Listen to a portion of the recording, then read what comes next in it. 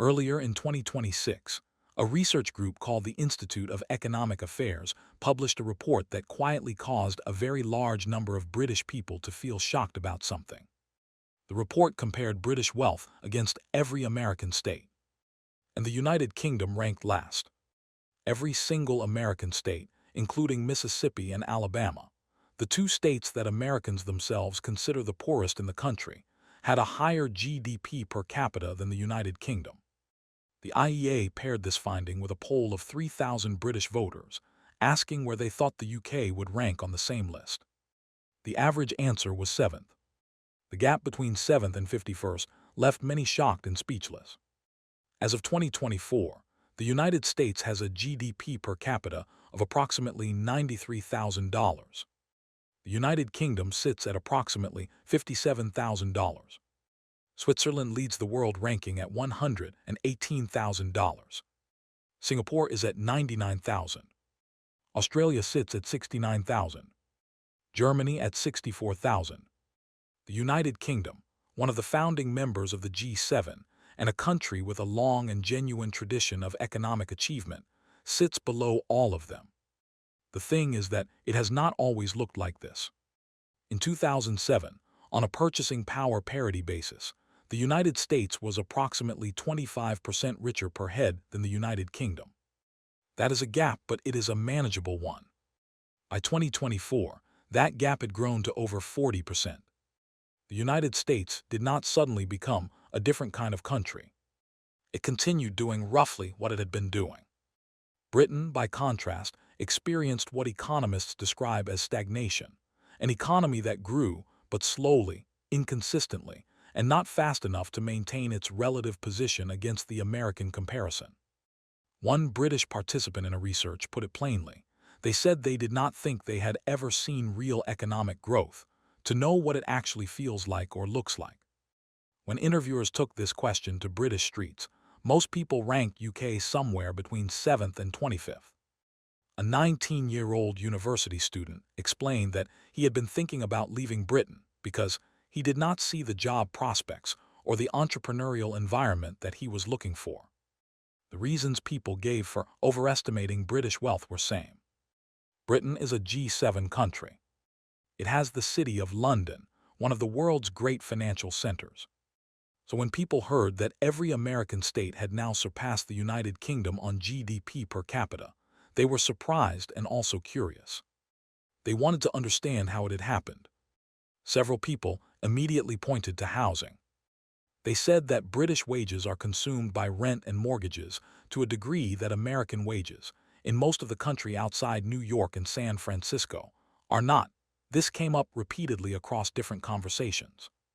One person said that the size of house you could get in America versus the UK was roughly triple for a comparable mortgage cost in comparable income cities. Others pointed to wages directly. The same job, in many professional fields, pays significantly more in the United States than in Britain.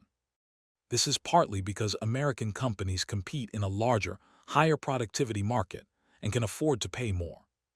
It is partly because the American labor market is less regulated and more flexible in ways that have consistently pushed wages upward for skilled workers.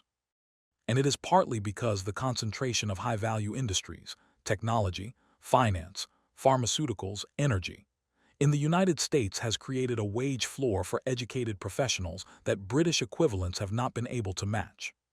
America has something really powerful, millions of people building things without waiting for permission. The economist Ryan Bourne, writing for the Cato Institute, offered an explanation about the difference in the two cultures.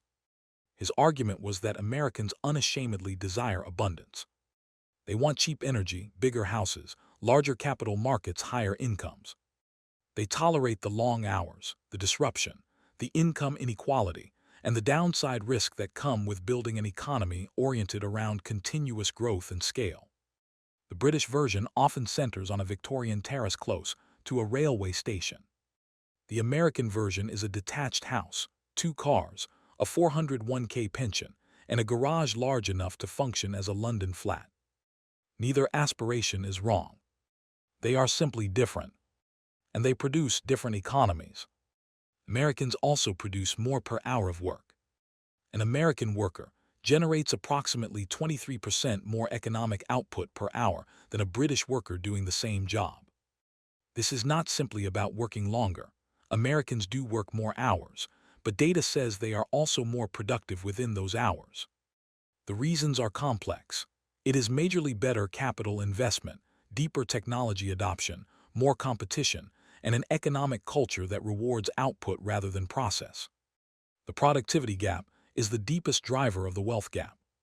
America also does not have a national growth plan, but it has firms drilling gas in Texas, data centers expanding in Virginia, new suburban neighborhoods going up in Florida, software companies turning unconventional ideas into global businesses in California. These things consistently produces growth at a large scale. The research also revealed something about what British people want done about it. They said the UK should definitely focus more on economic growth. Only 9% said the country was already wealthy enough. But 81% of respondents also said that only government benefits most from economic growth, while only 52% believed they personally would benefit. This is the perception gap that may matter most. People support growth, but doubt if it will reach them personally. This comparison does not say that Britain is a worse place to live than Mississippi. It does not say that American life is better in the ways that matter most to people. Britain has universal health care, shorter average commute times in its cities, and a tradition of public infrastructure and cultural life that Americans genuinely admire and regularly travel to experience. These things are real and valuable.